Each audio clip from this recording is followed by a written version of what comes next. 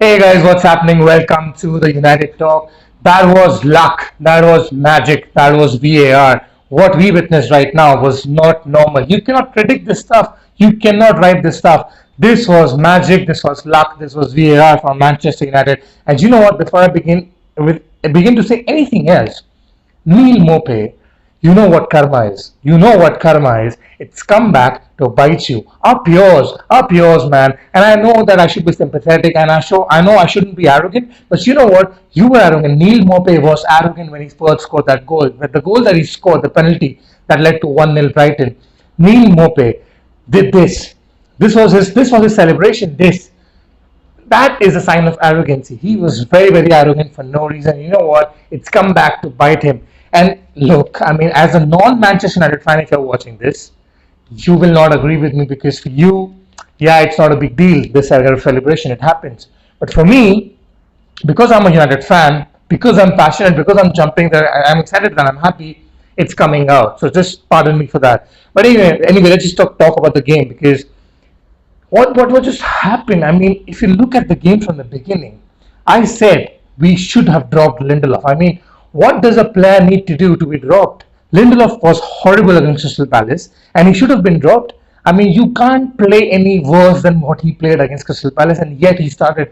He must be sitting there thinking that, you know what, no matter how bad a game I have in this United shirt, they will pick me because there's no one else they trust. They will pick me. I mean, if Eric Bailly would have started this game, would he have played any worse than what Lindelof played this game? And I'm not saying he had a bad game, as bad as a Crystal Palace game, but he didn't have a good game either. I mean, a lot of the attack, if you look at a lot of the attack, Solly March and Trossard, both of them, our right hand side was completely destroyed by two players, Trossard and Solly March, right? And all the attacks of Brighton actually came from that side where Victor Lindelof defends, the right-handed centre back, the right side centre back. That's where all the attack came from for Brighton. And you know what? Our right side is actually weak because Aaron Bissaka actually had a good game. I think he had a good game apart from the second goal that we conceded. He did have a good game one on one. He was a good player. But Mason Greenwood doesn't come back enough and defend properly because that's not his role. I mean, I don't expect and I don't want Mason Greenwood to come back and defend because then it just takes away our chance of hitting the opposition on the counter attack. So it's fine if Mason Greenwood doesn't come back and defend. Then Nemanja Matic as a CDM controls a lot of the left-sided midfield and the central of the midfield. But the right side of midfield, where Paul Pogba plays, if Pogba is not on his game, and he is not on his game right now, that side becomes very weak. And then you have Lindelof behind him, who's not good enough on his own anyway. So I think that right hand side is a problem for us in attack as well as in defense because you double team up on Mason Greenwood and you know that the chances of him scoring against you are a little bit minimized, right? And then after that, there's no threat on the attack on the right hand side, and there's a lot of threat in conceding a goal from that side because if Van Bissaka is not up for it, then you simply cannot trust anyone else. That's a big, big, big problem. And I don't want to single out Lindelof because I think Maguire was equally bad. Lindelof, for times, was all over the place. But for half of those times, he was all over the place because of Maguire. He's so slow. I think he's slower than Lindelof. Maguire looks slower than Lindelof now because he's so late in coming back to his position. Even for that, you look at that challenge by Pogba and Mope that was initially rewarded as a penalty and then overturned by VAR.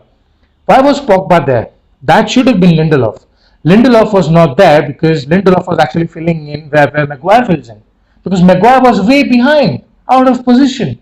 How is this possible? I mean, look, it's beyond me that Manchester United do not recognize this and we all fans do because all of us agree on this.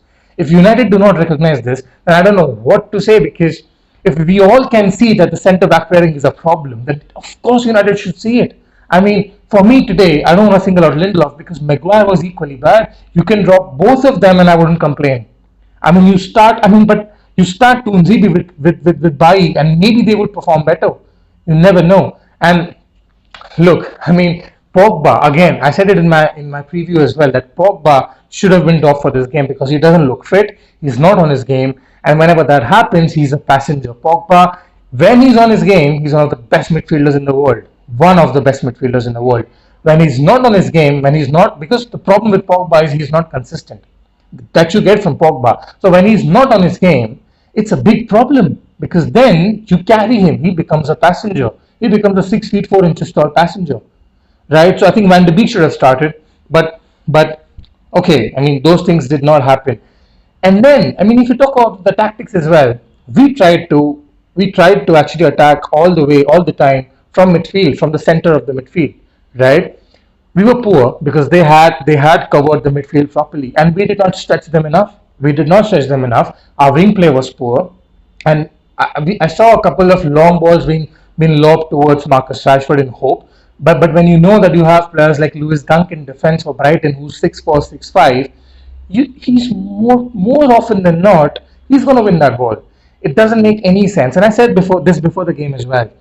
If Ole Gunnar Solskjaer doesn't pick the right team or the right players, this is his fault. And I think a lot of this performance has to do with Solskjaer because I think picking Lindelof over I think picking Pogba over Van de Beek was two major issues that Solskjaer should have sorted out, but he hasn't and he didn't. And it's a problem. It's a big problem. And I mean, all the time, especially in that first half, Brighton had someone in the center of the circle, in the middle of the midfield, to receive the ball all the time. And I say Pogba was his passenger because when Pogba is not on his game, he's not controlling or patrolling the area properly. And look, defense is not his first, I mean, not his best attribute, is it?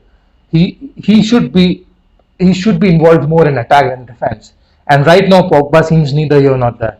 That's the big problem, and that's why I say rather play Van de Beek instead of Pogba. And if you want to go defensive, rather play Fred instead of Pogba because throughout the match I saw that in the midfield, in that central circle, Brighton had a man who could receive the ball and then move the ball forward always. In the first half, look at the tenacity with which Brighton played in the first half, and I was like, we are Manchester United. Why are we not playing with that tenacity that Brighton is playing with? Because as soon as they lost the ball, they actually came back to receive the ball again, to challenge us, to put challenges, to block the passes.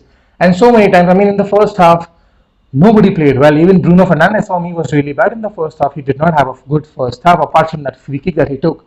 And look, second half we came out, we had better tenacity. I'll not lie. But again, what was the point of bringing on Eric Bailly if you cannot man mark your players? Really, I mean, when we conceded that goal in the second half, we had five defenders and four midfielders on the pitch. Five defenders and four midfielders, and we still cannot stop the goal because we were in one line. We were like nine players in one line when we conceded that goal by Solly March. Solly March throughout the game destroyed us. Trossard throughout the game destroyed us. And I say luck and magic because how many times they hit the post? I mean, they hit the post five times. And honestly, they should have scored more goals. They should have scored more goals. We should have lost that game. We could have lost that game by at least 5 goals, because that's this they hit the post five times. Seriously, it's not even funny anymore. It's not even a joke anymore. It's just pathetic from Manchester United, and it's all about the defense. I'm sorry, Bruno Fernandes was poor in the first half, was good in the second half, but let me tell you something about Bruno Fernandes. I heard this on the commentator saying this. Bruno Fernandes covered 12 kilometers in that game, 1 kilometer more than any player on the pitch. That's that's what you want from a player. He may not play well, but that's the commitment to the jersey that you're wearing, to the badge that you're playing for. Come on, cover. I mean, do you think Maguire and Lindelof covered half that distance? I mean, yeah, they must have covered 8 to 9 kilometers, but for what? Maguire, for that second goal, should have gotten his head to it, but he didn't. He got underneath the ball. So, I mean, that's what I'm saying. You can blame one game on Lindelof, and the other game, Maguire is equally bad. I don't know. This is a big problem for Manchester United because these two players, and it seems to me that they feel now, they personally have started feeling, because Maguire is the captain, he's not going to be dropped. Because Oli has a lot of faith in Lindelof, he's not being dropped. Eric Bailly should have played that game hands down, and I don't know what to say. This is Oli's fault. This is Oli's fault, and this is. I always come out and say that Oli is a naive manager, and you will see him making such mistakes. But I think when you saw Lindelof play the way he did against Crystal Palace, and then when you start him again in this game, is it a mistake? I mean, mistake happens once. When you do something wrong once, that's a mistake. When you do something wrong twice, that's not known as a mistake. That's a problem, isn't it? That's stupidity, to be honest, but that's a problem. That's a big problem. And look, in the end, what I want to say is that if we don't buy a centre back this transfer window, we will not be in your top four. We won't be. Even if we get Sancho, I mean, if we don't get Sancho, we'll anyways not score so many goals. But if we don't get Sancho and we don't get a centre back, we will struggle to be sixth in this league because Everton will destroy us. We have to go and play Everton away, and they will destroy us. With this defense, they will destroy us. I mean, against Brighton and Hove Albion, we were trying to see out the game 2-1. That's a disgrace. I'm sorry, that's a disgrace. That's not Manchester United. That's a disgrace. And you do that because you make poor decisions in the beginning of the game. I mean, instead of playing a few players, you play some other players. And it's just that I don't see a solution to this centre back problem because if you don't get a proper centre back this window, it's going to be a lot of goals. I mean, a lot of people said that we've improved our defense. We've improved our defense. I mean, we conceded least number of goals last season. I mean, we were second or third in the table in terms of the goal conceded, so we were really good. But yeah, in the first two games, we've conceded what? 2 and 3, 5 goals. We've conceded 5 goals in the first two games of the season, and we've played Crystal Palace and Brighton and Hove Albion. We haven't played Man City, we haven't played Chelsea, we haven't played Liverpool, we haven't played the top 6, we haven't played the top 8. Wait a minute, we haven't played the top 10 yet. I mean, Brighton and Crystal Palace will be between 11th and 17th. Because I don't think they'll get relegated, but they will be between 11th and 17th. We haven't played the top 10 yet, and we've conceded 5 goals in 2 games. That says it all. We need a centre back. Cannot be more of a priority than this. We need Sancho because if Greenwood doesn't play well, if Martial was not in this game today. He held the ball properly, but he should have controlled a few balls better. He was not really on his game, right? And in the first half, to be honest, he didn't receive that much of a service. But now you see competition in places in midfield. That needs to be the case in attack and in defense as well. And we need to sort that out. We need to get a right winger. We need to get a centre back. Always talk about getting a left back. I can understand that when Luke Shaw doesn't play or doesn't play well, who's there to replace him? Brendan Williams, is he good enough or not? But is he really a priority? Is he gonna if we buy Alex Telles, the left back, is he gonna come and start ahead of Luke Shaw? Because if you buy a centre back, he's gonna start ahead of Lindelof. If you buy a right winger, Jadon Sancho, he's gonna start ahead of one of the 3 players that we have right now. But if we go and buy an Ishmael Assar, if we go and buy an Alex Telles, these players are not going to start ahead of Greenwood or ahead of Lindelof, and that's a big problem for me. But let me know what you think, guys. If you're new to the channel, please don't forget to subscribe, hit that like button. Wow, this was one of a roller coaster ride, hell of a roller coaster ride. It's in the end, I'm really happy. Look, I'm a fan. I'm really happy that we got the win. And by the way, the penalty that we got, this was a deja vu feeling for me because I thought this reminds me of the PSG game. In the PSG game, with the last kick, we won the penalty against Kimpembe and Rashford scored. In this game, we won a penalty against Mopé and Bruno scored. That was exactly how we won against PSG, and this is exactly how we won against Brighton. And all he needs to do better, the player needs to do better, and the board needs to do better. It's close throughout at Manchester United right now. All of them combined need to perform better. But hopefully, when we come back to play Brighton in midweek, I think we should not have the first team playing that game because I don't care if it's a Carabao Cup game to qualify for the quarterfinals because I think Premier League for me is much more important. And we don't have the team, we don't have the squad to compete for 3 or 4 trophies in the season. We don't have that squad.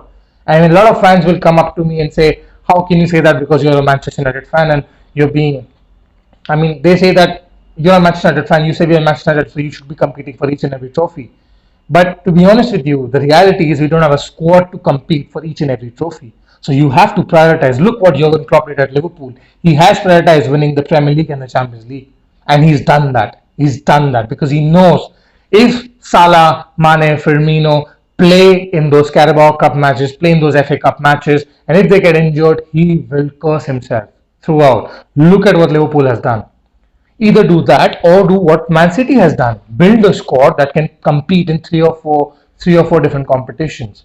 Right now, we cannot do that. We have a squad to play only in one, maybe two two competitions. Those are Champions League and Premier League. We should focus on that. But let's see what happens, guys. I've talked a lot today. Do let me know what you think about the game. I mean, I'm sure you do share the same feelings as I do. But wow, I'm sweating. I'm sweating because of happiness. And take care. I'll see you soon.